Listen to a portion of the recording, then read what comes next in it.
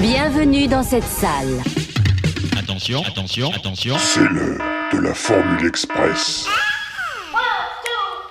Alors il va falloir faire vite. Vite, vite. Ça c'est. Allons, prêt,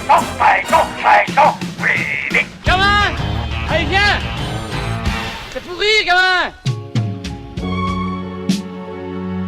Salut à toutes et à tous et bienvenue dans cette nouvelle Formule Express de retour à l'écran.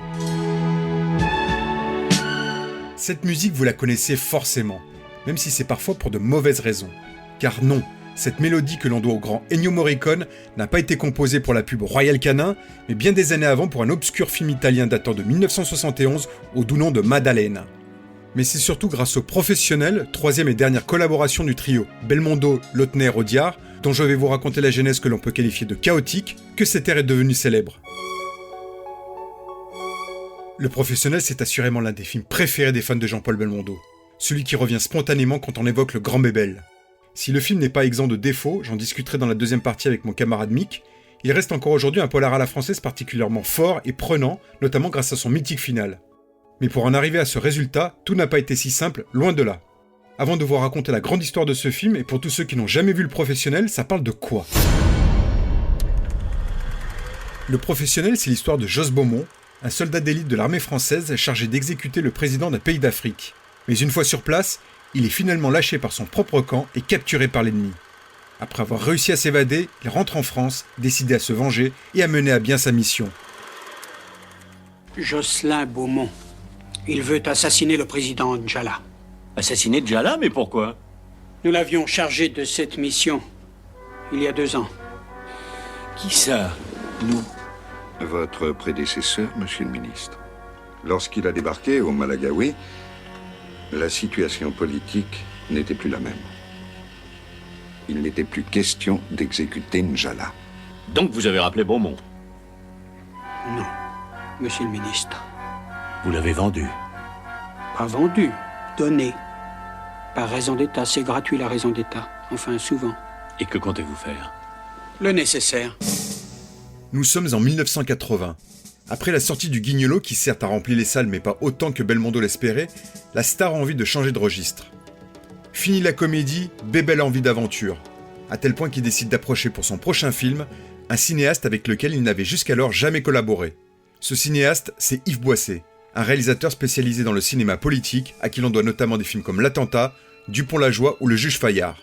Les deux hommes, qui s'étaient déjà croisés sur le tournage de L'Aîné des Fers chauds de Jean-Pierre Melville, sur lequel Boisset était assistant réalisateur, se lancent alors dans un projet intitulé Barracuda, un film ayant pour toile de fond le commerce des armes et la France-Afrique. Le scénario avait été approuvé par Jean-Paul, tout semblait rouler, le film était très largement annoncé, et un beau jour, Jean-Paul Belmondo m'appelle et me dit, il m'appelle vers 7h du soir, il me dit « Faut que tu passes tout de suite à la maison, c'est très grave, il faut que je te parle tout de suite. » Il me dit « Écoute, je voulais pas que tu l'apprennes en lisant les journaux demain ou après-demain.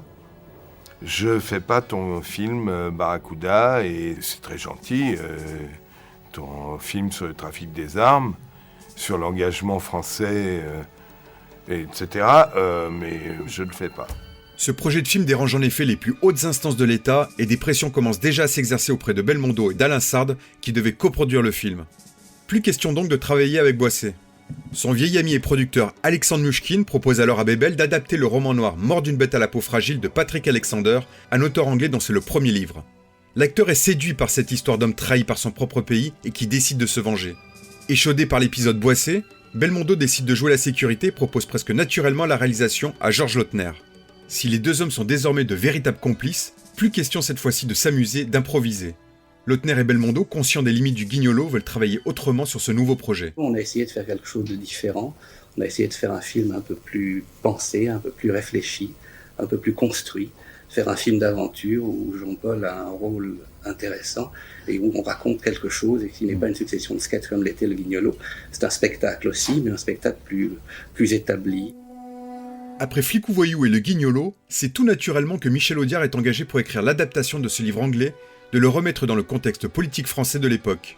Si Audiard se met au travail, ce projet est loin d'intéresser le célèbre dialoguiste qui travaille également en parallèle sur le scénario de Garde à vue que mettra en scène Claude Miller, un projet qui lui l'emballe beaucoup plus. Il faut dire aussi qu'après une carrière bien remplie, on n'oublie pas en effet qu'Audiard, en plus de ses célèbres dialogues et scénarii, a signé la réalisation de pas moins de 10 films. Il aspire désormais à des projets plus ambitieux que ceux que lui propose la paire Belmondo-Lautner. Audiard père demande alors à son jeune fils Jacques de l'aider à rendre tant bien que mal un scénario dans les délais impartis. Sans grande surprise, ce script est refusé par le producteur Alexandre Mouchkine, par Belmondo et par Lautner. Le cinéaste dîne alors avec Francis Weber, autre grand scénariste et qui travaille au même moment sur la réalisation de son second film, La Chèvre. Et je dîne avec Lautner, et je lui dis « Qu'est-ce que tu fais là ?» Il me dit « Je mets en scène un film pour Belmondo, tiré de ce livre. » Et je lui dis « je l'ai lu, c'est génial. » Il me dit « Ah bon, pourquoi ?» Et je lui dis « Je raconte le scénario. » Il me dit « Mais j'ai pas du tout ça dans mon scénario, moi. » Je lui dis « C'est dommage, parce que c'est ça le sujet. » Et il me dit « C'est Audiard qui l'a écrit. » Il me dit « Bon, il est très frappé comme ça. » Et le lendemain, coup de fil. C'est Sania Nouchkine, le producteur, qui était un grand producteur, qui avait un accent russe très prononcé. « Allô Francis, Sania à l'appareil. » Je dis « Qu'est-ce qu'il me veut ?» Il me dit « Voilà, on est réunis avec Jean-Paul Belmondo, Michel Audiard et puis Georges Lautner. On aimerait que vous nous racontiez le sujet. » Et le scénario était déjà écrit par Audiard. Et j'arrive là-bas et puis je regarde cet aréopage comme ça et je me dis « Merde, je suis un jeune scénariste et je suis en face du maître, là, Audiard. Qu'est-ce que je vais aller casser son travail? C'est absurde. » Et je dis « Est-ce que je peux parler à Michel Audiard 2 minutes avant ?»« Non, allez, vas-y, je t'en prie, vas-y, etc. » Et je vais dans un bureau à côté et je lui dis « Michel, ça me gêne beaucoup de parler de ton scénario parce que je suis obligé de le démolir pour vendre le mien. » Mais non, avec sa gapette et son mégot. Mais non, tu peux y aller, vas-y, je m'en fous, vas-y. Bon, on arrive dans la salle de conférence de nouveau, et je dis, voilà ce qui cloche dans le scénario de Michel Audiard. Et je commence à casser le scénario comme ça, et je regarde, et il dessinait sur une feuille de papier. Et à la fin, je me suis rendu compte qu'il a déchiré la feuille de papier avec son stylo bille, tellement c'était pénible. Et je me suis dit, ça doit être atroce. Imaginons que moi, je sois arrivé à être un scénariste, dialoguiste de renommée alors mondiale, et qu'il y a un jeune con qui arrive et qui casse mon scénario.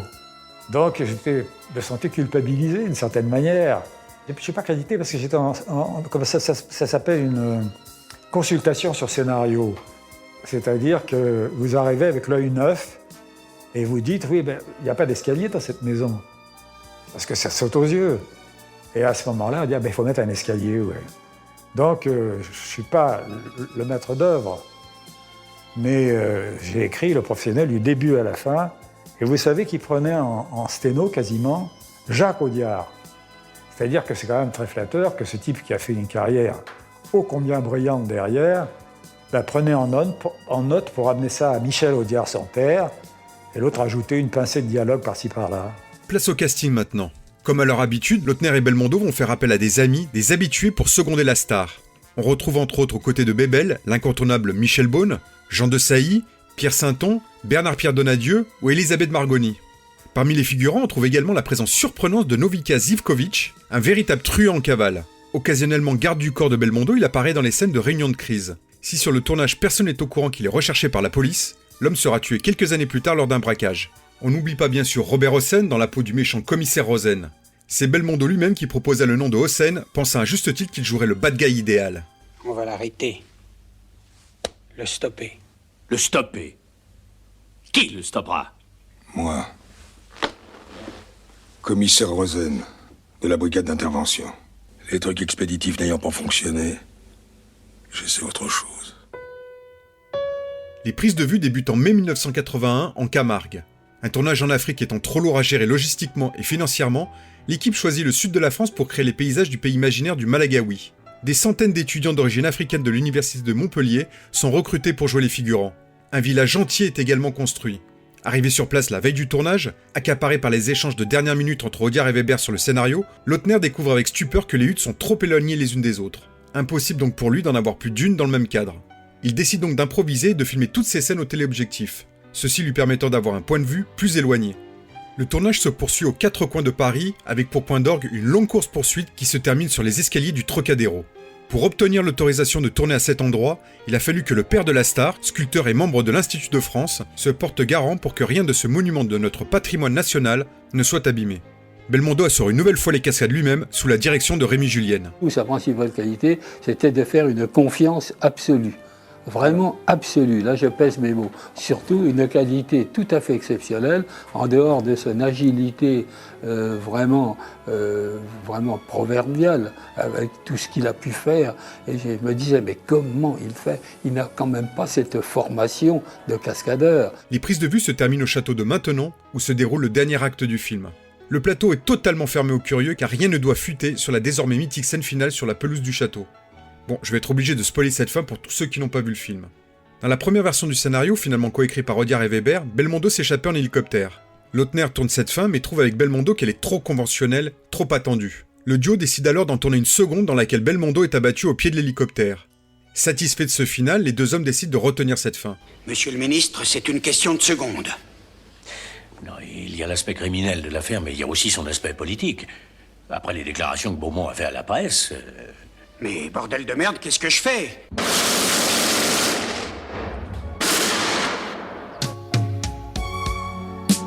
Si Philippe Sard a signé la musique des deux précédents films de Lautner, il ne remplit pas cette fois-ci, fâché avec Belmondo depuis une mésentente sur l'un des thèmes composés pour le Guignolo.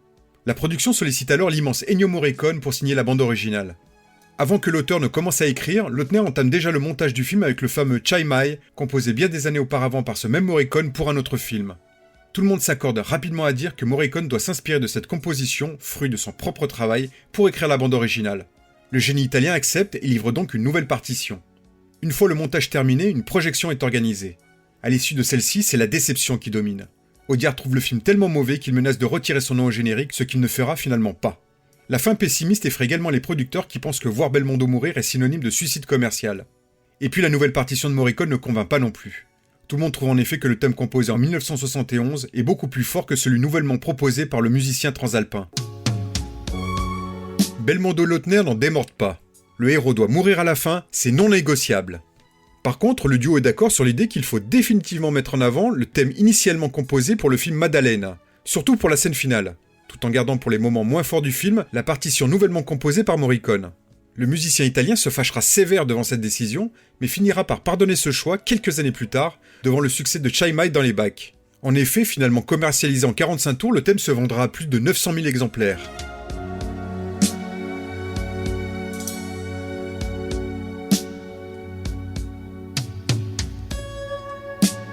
Belmondo fonde beaucoup d'espoir dans ce film et espère un carton au box-office. Oui, c'est-à-dire, vous savez que c'est de plus en plus dur de trouver des bons scripts et des bons dialogues. Et là, j'ai eu la chance d'avoir Mnouchkine qui m'avait trouvé ce livre, qui est un très bon livre avec une histoire très forte derrière.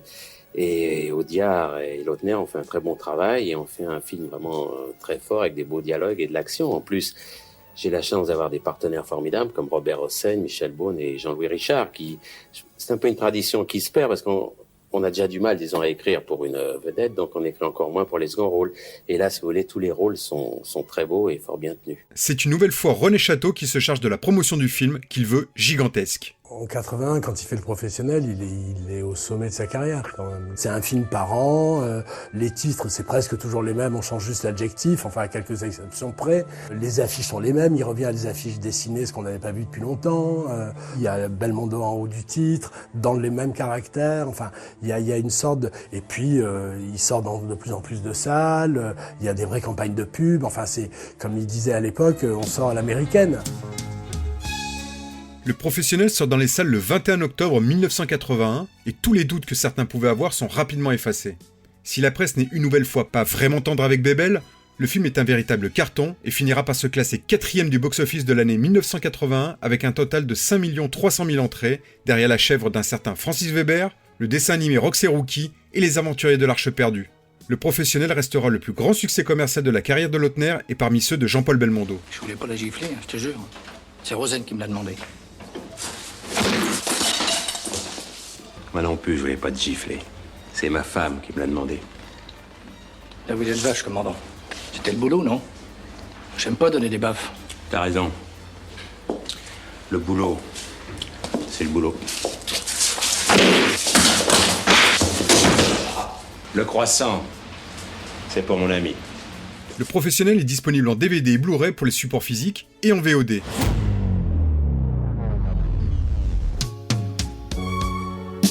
Que reste-t-il du Professionnel 40 ans après sa sortie ?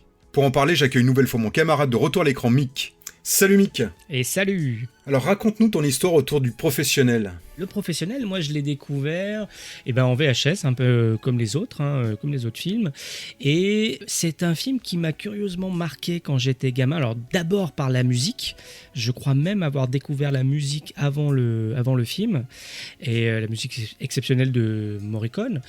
Et un sentiment étrange de tristesse en fait qui s'en dégage. Et même quand je regardais le film, je l'ai vu plusieurs fois gamin, et j'ai eu une sorte de rapport un peu étrange entre amour-haine en fait, des choses qui me plaisaient et des choses que j'aimais moins, notamment en fait le final quand j'étais gamin, parce que le fait qu'il meure, etc., pour un comédien qu'on aime beaucoup, qui est assez drôle, attachant durant tout le film, c'était un peu dur, surtout quand on est gamin en fait. Aujourd'hui je trouve ça hyper fort en le revoyant, je trouve ça vraiment très très très fort, tout ce final, pas forcément le fait qu'il meure, mais tout ce qui précède en fait, tout le moment où il marche comme ça le long pour se diriger vers l'hélicoptère. Je trouve ça hyper fort, cette montée en tension avec l'hésitation de est-ce qu'on le tue, on le tue pas, machin. La suite est inévitable, mais je trouve ça vraiment très très fort. Mais à l'époque, j'avais un double sentiment étrange. En revanche, ça reste quand même un de mes bébels favoris. Même quand j'étais gamin, il y avait quand même suffisamment de choses à l'intérieur qui me plaisaient pour en faire un de mes favoris, quoi. Plus que L'As des As, par exemple.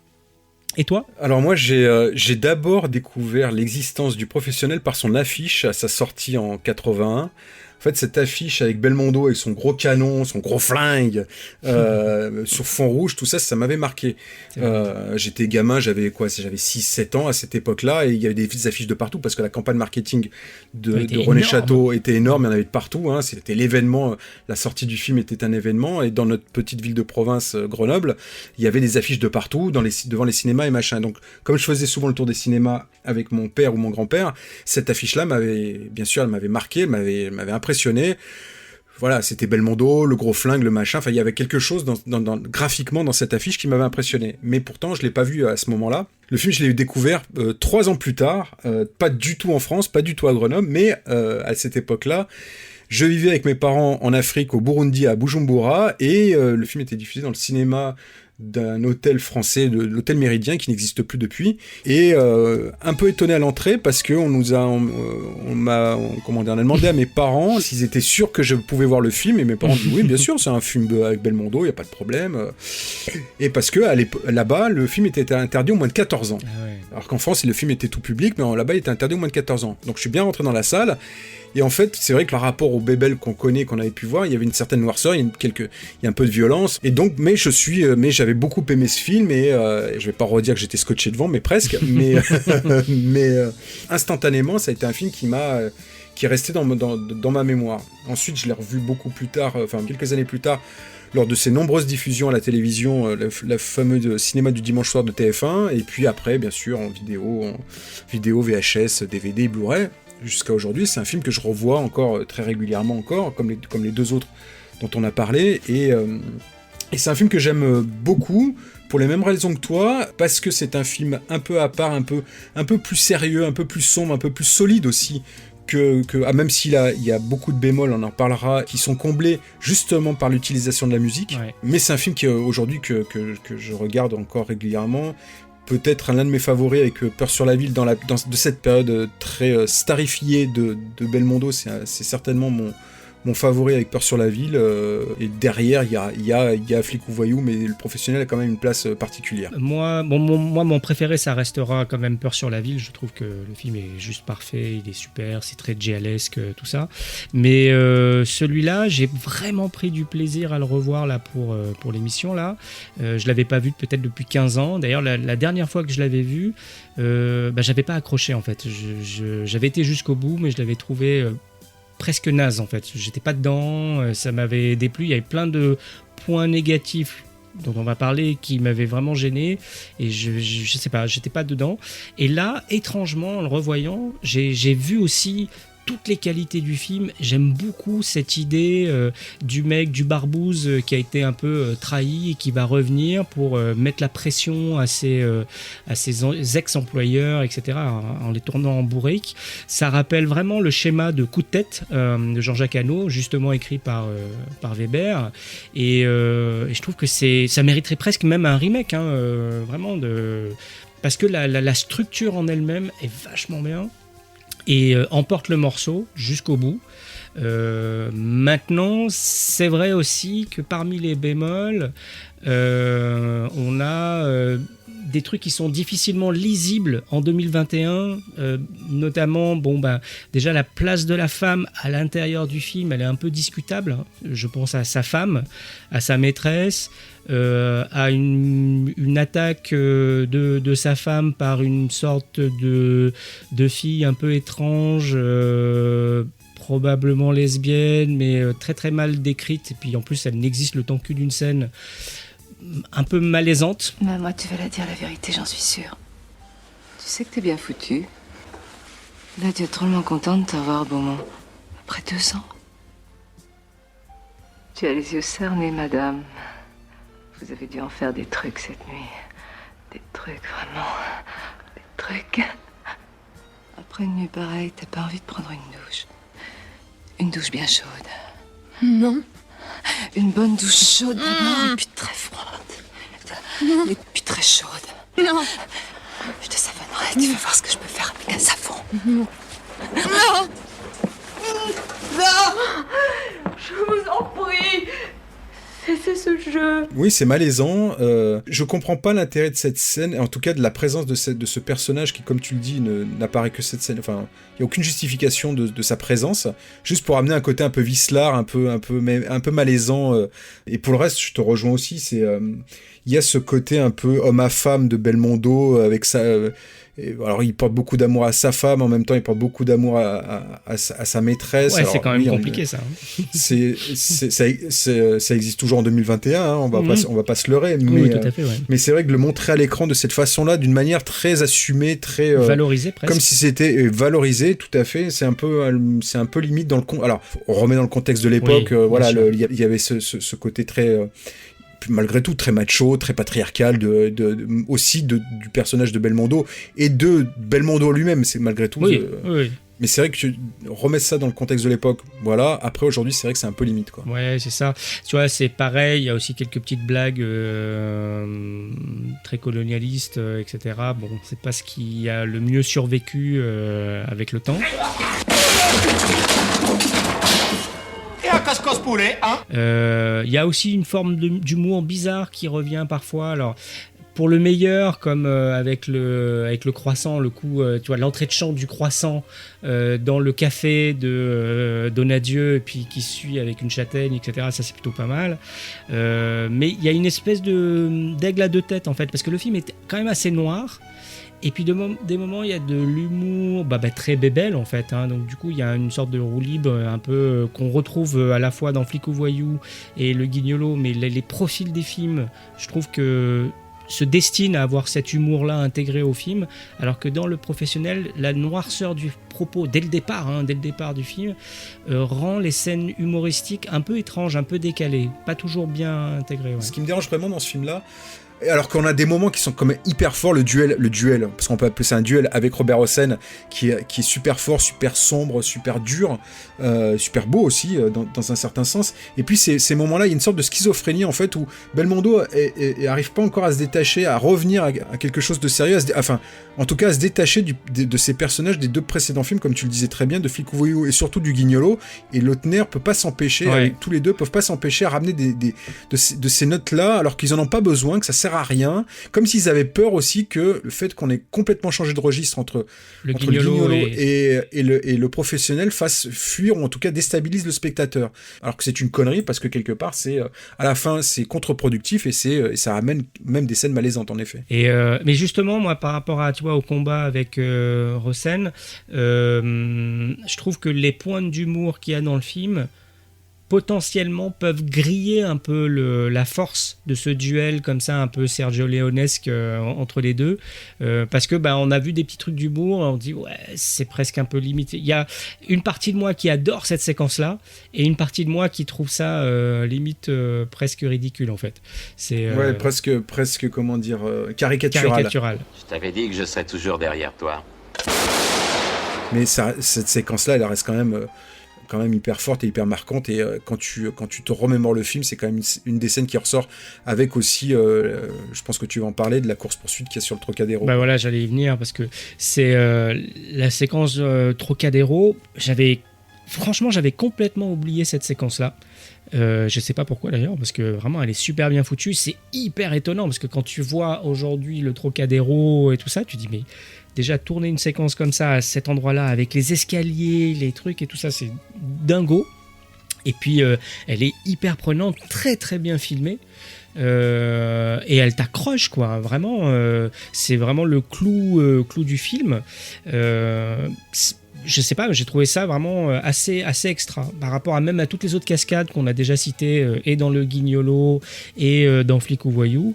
Ça fait vraiment partie des choses qu'on cite finalement assez peu, mais que je trouve assez extraordinaires, quoi. Ouais, c'est une super course-poursuite qui est assez longue, et qui est hyper spectaculaire, hyper bien découpée, hyper bien montée, parce qu'il faut parler du montage de cette scène-là, elle est très très bien montée, alors que le film est pas très bien monté dans sa globalité. Je trouve aussi. Il y a quelques trucs qui pêchent, des raccords, des faux raccords, enfin c'est un peu récurrent chez Lautner.